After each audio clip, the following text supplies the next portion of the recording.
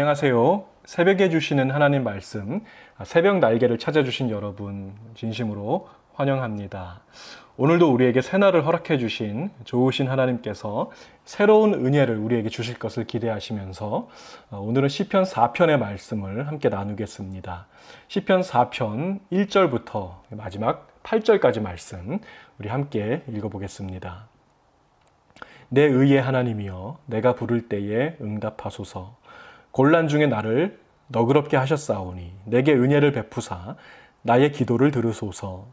인생들아 어느 때까지 나의 영광을 바꾸어 욕되게 하며 헛된 일을 좋아하고 거짓을 구하려는가. 여호와께서 자기를 위하여 경건한 자를 택하신 줄 너희가 알지어다.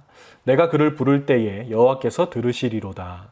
너희는 떨며 범죄하지 말지어다. 자리에 누워 심중에 말하고 잠잠할지어다. 의의 제사를 드리고 여호와를 의지할지어다. 여러 사람의 말이 우리에게 선을 보일 자 누구뇨 하오니 여호와여 주의 얼굴을 들어 우리에게 비추소서. 주께서 내 마음에 두신 기쁨은 그들의 곡식과 새 포도주가 풍성할 때보다 더하니이다. 내가 평안히 눕고 자기도 하리니 나를 안전히 살게 하시는 이는 오직 여호와이시니이다.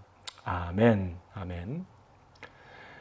시편 1편과 2편이 짝꿍처럼 서로 짝을 이루고 있듯이 시편 3편과 4편도 짝을 이루고 있는 두 편의 시가 됩니다. 시편 3편에는 이런 별명이 있어요. 아침의 노래. 자, 그렇다면 시편 4편은 어떻게 될까요? 저녁의 노래인 것입니다. 히브리인들은 아침에 일어날 때 이 시편 3편을 암송하면서 하루를 시작합니다. 아침의 노래인 것이죠. 내가 누워 자고 깨었으니 여호와께서 나를 붙드심이로다. 그런가 하면 이제 저녁에 잠들기 전에는 시편 4편의 말씀을 또 암송하면서 하루를 마감하는 것입니다. 저녁의 노래인 것이죠. 내가 평안히 눕고 자기도 하리니 나를 안전히 살게 하시는 이는 오직 여호와이시니이다. 이와 같이 아침에 일어날 때는 시편 3편, 또 저녁에 잠들기 전에는 시편 4편, 서로 짝을 이루고 있는 이 두 시편 한가운데 흐르고 있는 중심 사상이 있습니다. 그것은 나로 하여금 평안히 누워 자고 깨게 하시는 분은 하나님이라는 거예요. 주 안에서 사랑하는 우리 천국 백성 여러분, 오늘 아침에도 여러분이 잠에서 깨어 일어난 것은 밤새 여러분을 안전하게 붙들어 주신 우리 주님의 은혜라는 것을 믿으시기 바랍니다. 또한 오늘 저녁에도 여러분 잠자리에서 평안히 눕고 잘 수가 있다면 그것 또한 주님의 은혜라는 것입니다. 어느 날 다윗이 잠자리에 들기 전에 하나님의 인도하심을 묵상하고 기도하는 중에 다윗이 하나님의 이름을 부르면서 이렇게 고백합니다. 내 의의 하나님이여, 내 의의 하나님이여, 내가 부를 때에 응답하소서. 곤란 중에 나를 너그럽게 하셨사오니 내게 은혜를 베푸사 나의 기도를 들으소서. 여기에서 다윗이 고백하고 있는 내 의의 하나님이라는 것은 공의로우신 나의 하나님, 이런 뜻입니다. 하나님은 공의로우신 분입니다. 부정한 것과 속이는 것을 용납하지 않으신다는 거예요. 신명기 25장 15절 말씀을 보시면은 오직 온전하고 공정한 저울추를 두며 온전하고 공정한 되를 둘 것이라고 했습니다. 저울을 달 때 속이지 않는 것, 이것이 바로 의롭다라고 하는 이 단어의 뜻이에요. 공의롭다, 정의롭다, 의롭다, 이것은 저울이 정확하게 추가 맞는다는 것입니다. 우리 하나님은 공의의 하나님이 되십니다. 그 뜻은 저울을 달 때 눈금 하나라도 속이는 것이 있다면 반드시 그것을 엄하게 다루신다는 거예요. 얼마 전에 이 LA에 있는 한인 마켓에서 작은 소동이 있었습니다. 어떤 분이 자두를 샀어요. 2.5파운드어치 자두를 마켓에서 사서 이제 집에 가지고 와서 먹으려고 보니까 자두가 몇 개가 상해 있는 거예요. 그 다음 날 마켓에 다시 갔습니다. 환불을 받으려고 자두를 저울 위에 올려놓고 무게를 다시 재는데 분명히 그 전날에 자두 살 때는요 2.5파운드였거든요. 자, 그런데 그 다음 날은 저울을 재는데 1.5파운드가 나온 거예요. 자, 어떻게 된 것입니까? 둘 중에 하나겠죠. 자두를 산 그분이 몇 개를 주워 먹었든지 아니면 그 마켓 측에서 저울에 장난을 쳤든지 우리 하나님은요, 우리의 죄를 가볍게 여기지 않으십니다. 그 저울의 눈금이 조금이라도 틀리면 그것을 엄하게 다루시는 분입니다. 자, 그 증거가 바로 우리 예수님의 십자가예요. 십자가는요, 우리의 죄를 엄격하게 다루시는 하나님의 공의가 나타난 자리가 아니겠습니까? 예수님의 보혈의 공로로 우리의 모든 죄의 문제가 다 해결되었음을 우리가 믿습니다.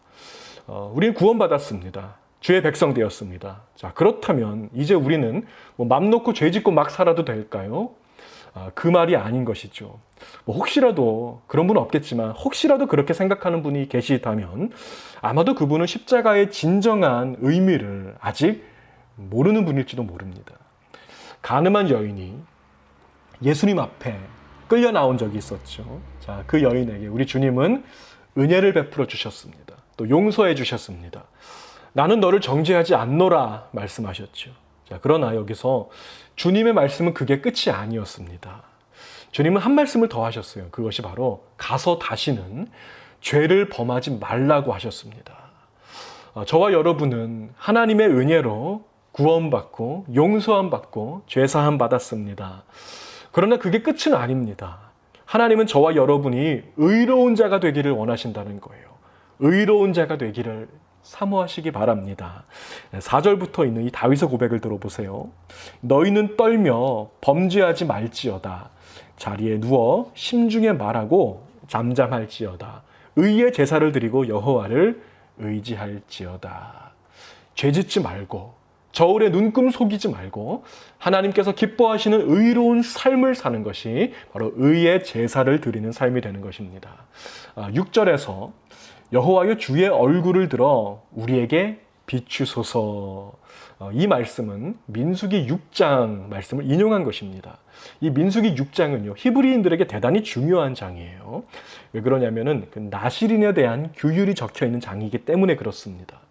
여러분, 나실인이란 어떤 사람인가요? 하나님을 위해서 자신의 온 삶을 거룩하게 구별하여 드리겠다는 그 믿음의 서원을 한 자들을 가리켜서 우리가 나실인이라고 부르죠. 그들은 경건한 자들입니다. 거룩한 자요, 의의 제사를 드리는 자입니다. 이것이 바로 나실인이에요. 자, 이러한 영적인 나실인, 참 이스라엘 사람에게 주시는 축복의 말씀, 이것이 바로 민수기 6장 24절부터 있은 그 말씀인 것입니다. 여호와는 내게 복을 주시고 너를 지키시기를 원하며 여호와는 그의 얼굴을 내게 비추사 은혜 베푸시기를 원하며 여호와는 그 얼굴을 내게로 향하여 드사 평강 주시기를 원하노라. 의의 제사를 드리는 사람, 이 영적인 나실인들은 어떤 복을 누리게 되냐면요, 하나님의 얼굴이 항상 그를 바라보고 있는 이 복을 누리게 됩니다. 하나님의 눈이 그를 주목한다는 것입니다. 눈동자와 같이 보호하신다는 것입니다. 하나님의 특별 관심 대상이 된다는 거예요. 주의 얼굴을 들어 우리에게 비추소서. 자, 이 구절을 어떤 영어 성경 보니까 아주 재미있게 해석을 했더라고요. God smile on you. 주님께서 너를 바라보시며 스마일 하실 것이다. 활짝 웃으실 것이다.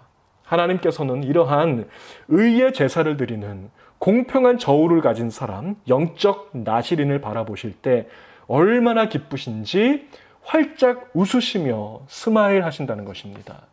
그들에게 복을 주시고 지키시고 은혜를 베푸시고 평강을 주실 것입니다. 자, 이러한 영적 나실인의 복이 이번 한 주 동안 여러분의 삶을 주장하시기를 축복합니다. 의의 제사를 드린 사람이 느끼는 두 가지 감정이 있어요. 첫 번째 감정은 기쁨입니다. 주께서 내 마음에 두신 기쁨은 그들의 곡식과 새 포도주가 풍성할 때보다 더하니이다. 자, 의의 제사를 드리는 자는요, 세상이 줄 수 없는 기쁨을 누리게 됩니다.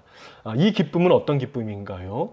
주께서 내 마음에 두신 기쁨이라고 다윗은 얘기했어요. 자, 이것은 주님만이 주실 수 있는 기쁨이라는 거예요. 어떤 기쁨일까요? 세상 모든 기쁨보다 비교할 수 없는 기쁨, 주님이 주시는 기쁨, 하늘로부터 우리에게 오는 기쁨이 있습니다. 저는 그 기쁨 중에 가장 큰 기쁨이 바로 죄사함의 기쁨이라는 것을 믿습니다. 이 죄사함의 기쁨은 이것을 체험한 사람만 아는 기쁨이거든요.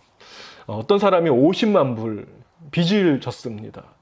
도저히 그 빚을 갚을 능력이 없는 사람이에요. 자, 그런데 어느 날 아무런 조건 없이 그 모든 빚을 하루아침에 다 탕감받게 되었다면 그 기쁨이 얼마나 클까요? 곡식과 새 포도주가 풍성할 때보다 더한 기쁨일 것입니다. 주께서 내 마음에 두신 기쁨, 죄사함의 기쁨, 그 빚을 탕감받은 자의 그 기쁨, 오늘 이 기쁨을 충만하게 누리시는 저와 여러분이 되시기를 바랍니다. 두 번째로 의의 제사를 드린 사람이 느끼는 감정은 평안이라고 하는 감정이에요. 평안. 내가 평안히 눕고 자기도 하리니 나를 안전히 살게 하시는 이는 오직 여호와이시니이다. 다윗은 그의 안전이 오직 여호와 하나님께로부터 온다고 고백했어요. 이 오직이라고 하는 단어는 절대적인 단어죠. 하나님 외에 다른 평안의 소스가 없다는 고백인 것입니다.